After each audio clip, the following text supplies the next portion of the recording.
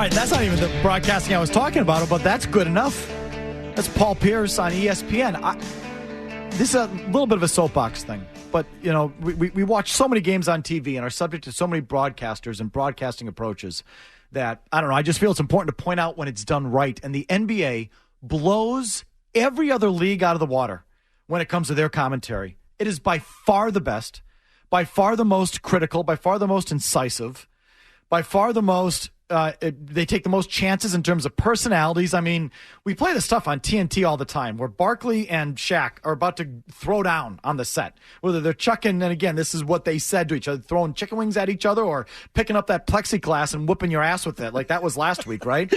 Like it was great. Can you imagine, like, Peter King and Mike Tirico on NBC threatening to whack each other with the plexiglass, you know, on set? Never mind chucking chicken wings at each other. No shot. No way. Never mind. I've talked a lot about the NHL, the national, and the NHL coverage on NBC is so freaking bland. They're all afraid. Oh, it's mind-numbing how bland that NHL coverage is. It's just, oh my God, no one criticizes anyone. I mean, it's just, you know, pretty fat. Patrick Sharp is a gorgeous human being. Can you remember one thing he's ever said? No. I mean, it's just like, God, there's just one Brian Boucher. It's just one dull guy after the next. It's like, that's the NHL, but the NFL is not much better.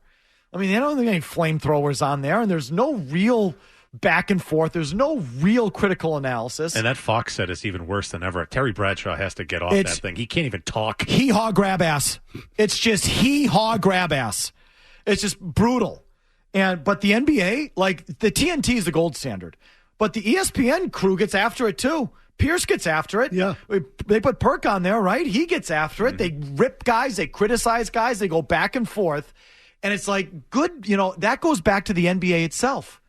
They give their broadcast partners the green light to handle it that way. And it's so much better for the viewer, and it's so much better for the leagues. See, I think these leagues get caught up in this thing. Well, it's bad for the brand. It reflects poorly on the brand, and we got to worry about the brand. And so they all have these tight buns, you know, their asses are so tight they won't let anyone do anything or say anything because they're unprofessional and unbecoming. Trying to protect the brand. In the meantime, you're not putting out an entertaining product. The NBA is about entertainment, so go ahead, rip a team, rip a player, get after it on the set. And like, the NBA coverage is so much better nationally across the board than any other league. It's not even close. And then I heard this on Friday night. Now, if you watch the game on Friday night, there was this sequence. There's a whole nother side rant here that I've gone on before, and I won't give you the whole thing. But the way the NBA game is played now is enough to make you want to pull your hair out. All due respect to you two. No problem. Okay? It's like the flopping and faking and the diving around and the guys hitting the deck and the refs playing into it and the amount of whistles and replay and embellishment that go on in that league, it's gotten stupid. Made me want to poke my eyes out. That's a little better analogy for you, Anthony. But, I mean, you know what I mean. Where yes, no question. half the time, the guys are just trying to draw the foul. They're not trying to score the basket. They're trying to draw the foul. Whether it's flailing around at the three-point line if you get bumped coming off a screen, or going to the rim, you actually seek out the body contact and then hit the deck versus just trying to score. And it all becomes one big game where you're trying to fake out the ref.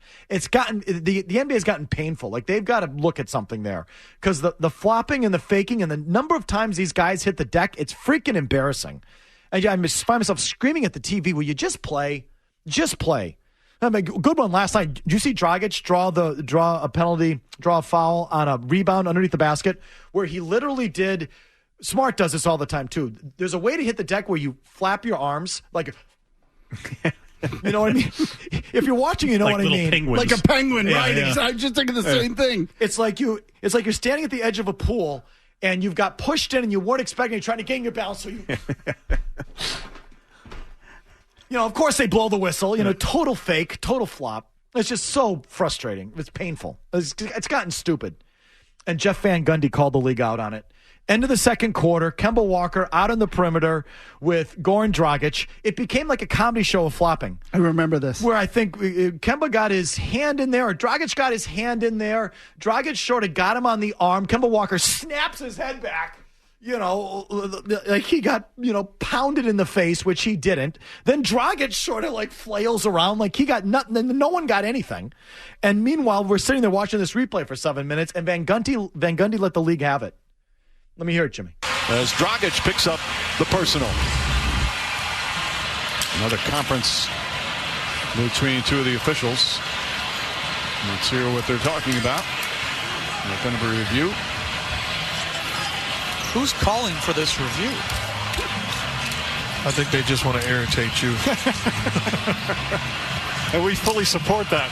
No, this is like back to school night when one parent's dominating. Possible hostile act. Hostile act? There you go. Just look over here at us, right? No, it's like parent-teacher conference with one parent dominating the action. Well, if what Mark said is true, mission accomplished. Come on, what is this hostile act? There's nothing going on there. No. A lot of flopping around. If they're going to do anything, find Kemba for flopping. But more importantly, I got a question. Are you the parent dominating the action? No. I know to throw the rock to somebody else. Oh, is that what after the play, Dragic's right hands looks like it here. I'm just telling you what they're probably looking for. How about we can just watch basketball? I like that idea. It shouldn't take this long. I would rather them miss a hostile act and us have flow to the game than them to be the hostile police. You become hostile when they call hostile. No, I'm just saying. Do we not in the league want any flow to our games? Is this really what we want in conference finals games? The bubbles got to him, Mike. No, I'm got bubbleitis right now. No, the funny thing is we both agree with you. The funny thing is the other morning this guy came down with no shoes on. He goes, the bubble got me. It did. It beat me the other day. I said no mas. Oh, my goodness. And really, what are we looking at right now? It's either hostile or it's... So this thing goes on for 7 minutes. Yeah, I remember it well. I mean, he directly says, is this what we want as a league? Can you imagine, one of these NFL commentators in the middle of an NFL game with a bad call, someone saying, is this what the league really calling the league out and the pace of play out directly like that? No, but the most you get is Collinsworth going, no. Because you can tell they've been told, Murray. I was just going to say the same thing, where you can tell Michaels and Collinsworth want to say this is a joke, but they can't. They've been told not to. Yeah. So they've been neutered. The most they'll do is say, I don't know anymore. And it's just like that generic thing because some suit from the league is called the network that said protect our brand, and so it comes down to the broadcasters. And meanwhile, they're sitting there saying nothing. Where in the NBA, full credit to Silver and the owners, they tell ABC and TNT, fire away. Have at it, fire away. They're smart. As they should. It makes for better television because everyone that was watching this at that point of the night, because it was a bad half of basketball anyway, and then this happens. I was like, I hate this. I'm so bored. Let's go. Everyone was thinking the same thing. Can we just watch the game? Let's go. Why are we doing this? And so, I think that you should reflect how people feel watching the thing. I mean, you would think that now especially that they all have their own networks. You would think that now especially they would say to their people, go ahead and say it. Right, they're partners. Go ahead and say it's part of the deal. Go ahead and say it. Not a big deal. But it's such a conservative, short-sighted view of these leagues and these teams. Our brand. You know what's good for your brand? Interest. Entertainment is good for your brand. So someone ripping you one day or praising you the next or a debate between the two is good for your brand, as opposed to having your guys on your broadcast say nothing and drawing no interest and no replays or anything. That's what's not good. But the NBA is the only league that gets it when it comes to this. Oh my gosh, it's not even close. I mean, every once in a while you get a little something somewhere, but the NBA does it consistently. Absolutely. They go after the players. They go after everybody. I mean, Milbury can't say that there's no distractions in the bubble without getting kicked off the air. So the NHL is the NHL must be all up inside NBC's, business, but what they say and how they say it. Or NBC's just super conservative. I don't know. It's God, are you going to do something? You're a fringe sport anyway. Why don't you guys have some fun and rip somebody and throw a piece of meat on the table and go after it? As opposed to just giving me 30 seconds of Patrick Sharp looking longingly into the camera with those beautiful green eyes. Can you give me something more than that? Give me something. Oh, please. Or Terry Bradshaw grab-assing about nothing. He can't even get names right. He's a mess. It's so bad. It's really not that hard. You get someone to say something and then have someone else say something else and then let them go at it for a little bit and then go to commercial and come back and do it again. And if a game gets absurd, let your color guy say it. Because, Van Gundy's the only thing that saved that whole thing. Like, again, what were we looking at there? Oh, my gosh, it was excruciating. Kemba Walker flopping, then Dragic flopping, and the refs are over there for how long to look at what? Forever. A play that was, in the first half, 30 feet from the basket. No one was even trying to score. It's like, what are you looking at? Why are we looking at this? Never mind, every time you go to the rim, you got to see if someone lifts their knee because he got him in the groin, or never mind, Marcus Smart got scratched in the face. And then this whole night, do these NBA players have any pride? No. They definitely don't. So Jaylen Brown goes up. He has steal and a layup.